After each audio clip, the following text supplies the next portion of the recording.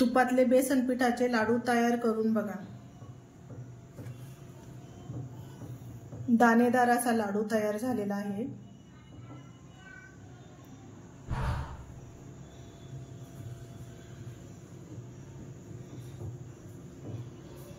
दिवाळीच्या सगळ्यांना हार्दिक हार्दिक शुभेच्छा।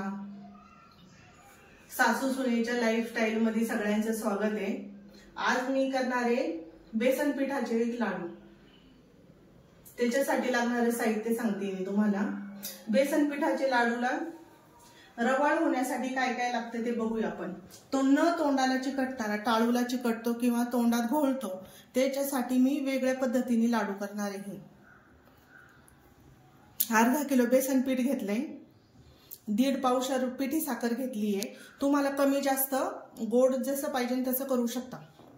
वेलची घेतली आहे, ड्रायफ्रुट्स घेतलेत, रवा घेतलाय 2-3 चमचे आणि तूप घेतलंय।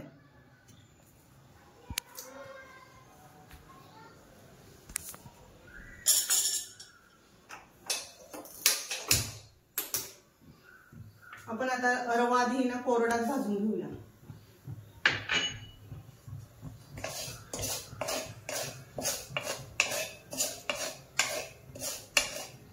थोडासा भाजायचा कोरडा।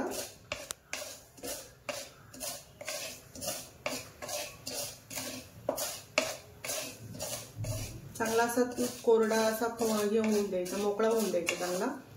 आणि परत आपण तुपात परतणार आहे याला।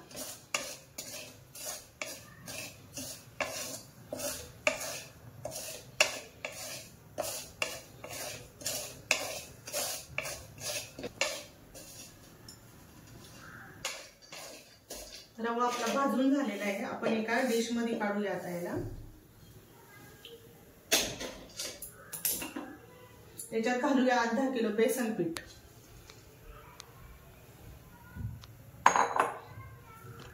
आधी थोडंसं भाजून घेतीये आणि नंतर तूप घालूया आपण। जसं लागत तूप घालायचं। याला कुठलाही कलर घालायचा नाहीये।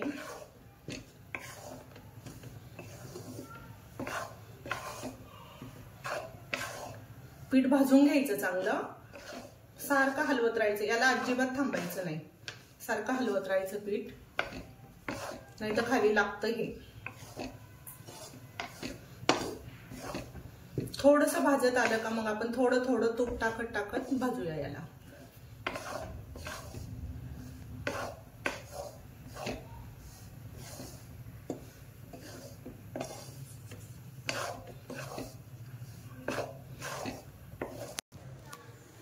आपण याच्यात आता लागत तूप घालूया।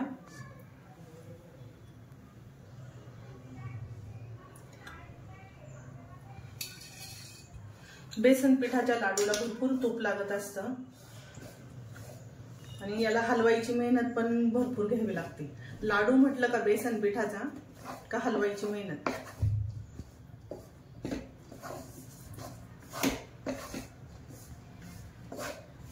आपण लागेल असं तूप घालूया आता याला। जसं लागेल तसं तूप सोडूया।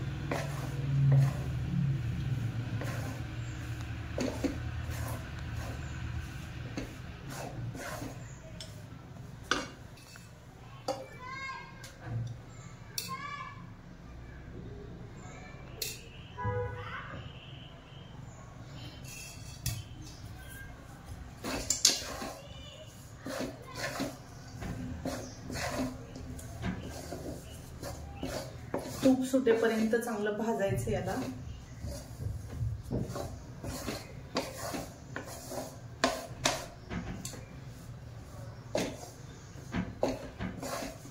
एकदम अजिबात तूप घालायचं नाही याला।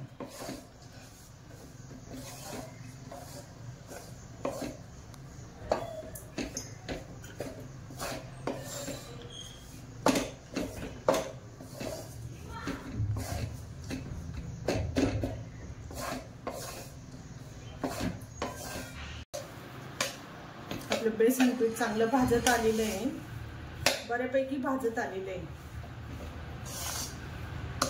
अजून थोडंसं तूप घालावं लागेल, अजून थोडंसं घालते अजून।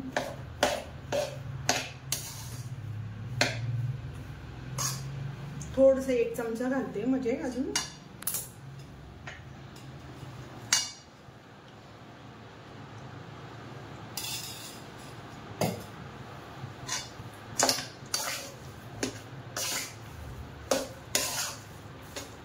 याला चांगलं तूप सुटलं पाहिजे म्हणजे चांगलं जेवण भाजलं जातं तुपाने आणि रवाळ पण होतं. तुपाने जितकं भाजल तितकं रवाळ होतं.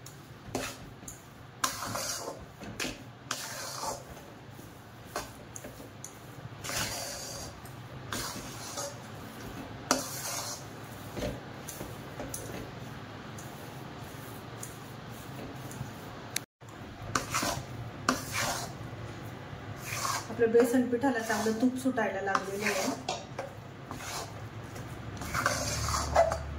छान असं तूप सुटतंय. आपण आता याच्यात घालूया रवा.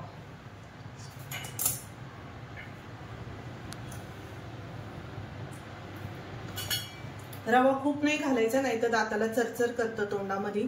थोडाच घालायचा रवा. याच्यात चांगला आता भाजून निघेल रवा.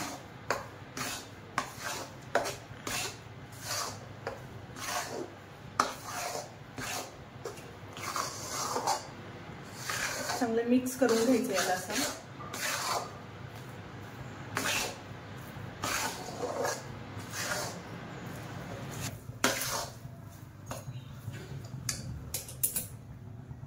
आपण याच्यात भाजायला टाकूया काजू आणि बदाम टाकणार आहे.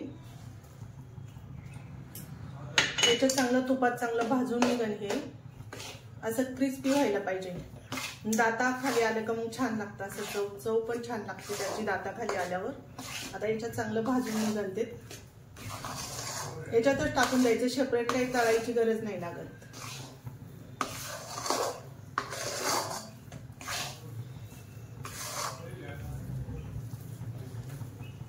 चांगलं लालसर भाजलेलं आहे. आता खमंग असा वास यायला लागलेला आहे.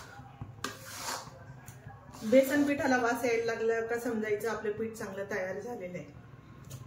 छान असं लालसर तयार झालंय. आता आपण याच्यात वेलची पूड टाकणार आहे.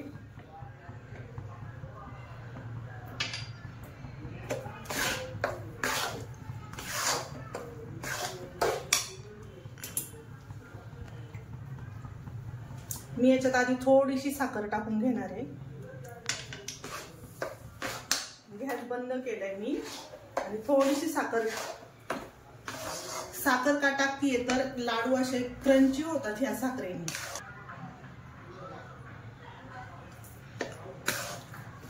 किती साखर टाकून थोडा वेळ भाजणार आहे मी जरा.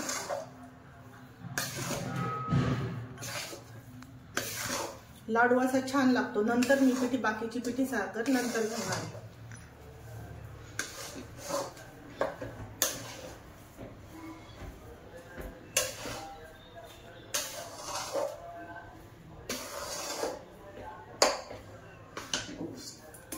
आता मी पिठी साखर घालणार आहे. आपल्याला जेवढं लागल, कुणाला किती गोड लागतंय त्यानुसार घाला.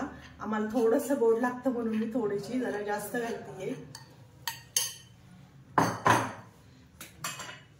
खाली घेते मी हे. आता आपण असं मिक्स करून घेऊया याला. आता साखर म्हणजे कचकच लागत नाही याच्यामध्ये.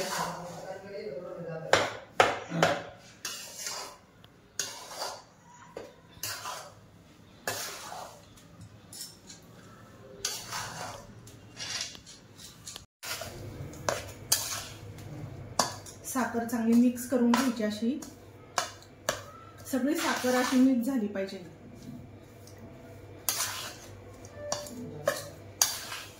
मग आपण थोडंसं थंड झालं ना मळून घेऊया चांगलं. आपण आता याच्यावर गरम गरम थोडा वेळ झाकण ठेवूया. थोडा वेळ झाकण ठेवूया. असं 5 मिनिटं असंच ठेवूया जरा.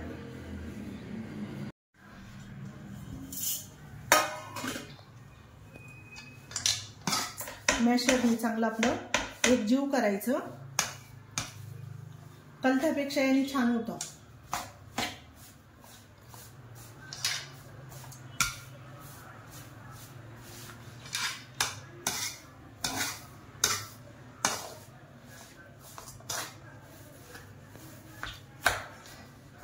बघू आपण लाडू बांधता येतोय का आपला।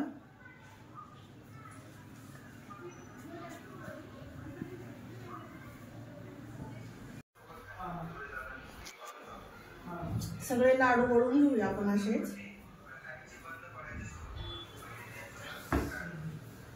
छान असे लाडू वळतायत आता। सगळे लाडू असेच वळून घेऊया आपण आता।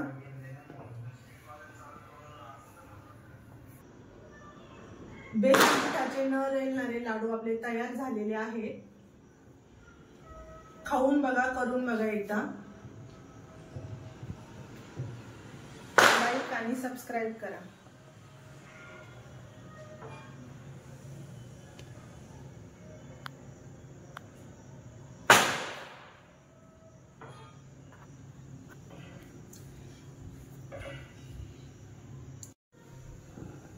हे असे बेसन पिठाचे लाडू तुम्ही तयार करून बघा।